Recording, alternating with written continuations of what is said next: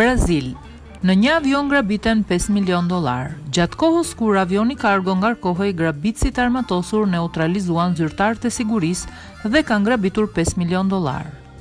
Në aeroportin e Viracopos në qytetin e São Paulo, Brazil, nga një avion kargo i cili do të udhëtonte për në një qytet në Zvicër, janë vjedhur 5 milion dollar nga grabitësit e armatosur. Policia federale njoftoi se të paktën 5 grabitës të armatosur me një kamion të ngjashëm me autoritetet e sigurisë kanë hyrë në aeroport. Gjatë kohës kur avioni kargo ngarkohej, grabitësit armatosur neutralizuan zyrtarët e sigurisë dhe kanë grabitur 5 milion dollar, të cilët ishin të ngarkuar për t'u dërguar në një qytet të Zvicrës.